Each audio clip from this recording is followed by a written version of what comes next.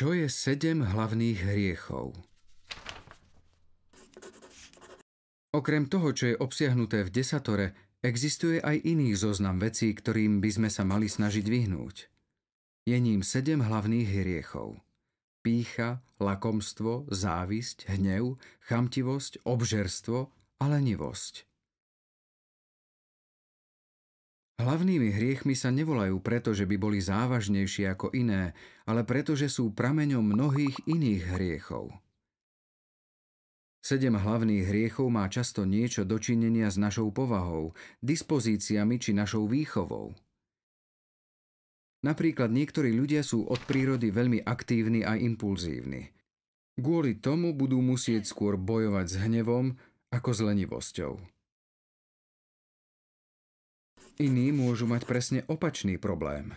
Sú skôr ležérni a pomalší a preto budú musieť pravdepodobne bojovať skôr s lenivosťou ako s hnevom. Aby sme si 7 hlavných hriechov ľahšie zapamätali, pospájame si ich do reťaze.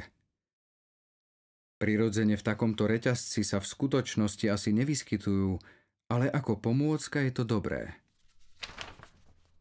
Začneme s pýchou. Keď som pyšný, považujem sa za stredobod sveta. Keďže sa svet točí okolo mňa, myslím si, že mám na všetko nárok. Ničoho sa nechcem dobrovoľne vzdať, takže som lakomý. Ak zbadám, že niekto má niečo, čo ja nemám, závidím mu. A ak sa mi to nepodarí získať, pochytí ma hnev.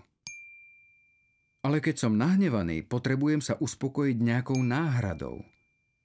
Takúto náhradu nachádzam v potešeniach, ktoré pramenia z našich základných pudov. Sú nimi sex a jedlo. To potom vedie k ďalším z hlavných hriechov. K úsmilstvu a obžerstvu. Ale nakoľko nič z toho ma neuspokojí, upadnem do lenivosti.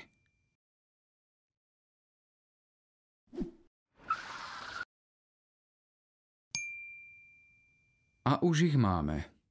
Všetkých 7 hlavných hriechov. Pýcha, lakomstvo, závisť, hnev, chamtivosť, obžerstvo a lenivosť.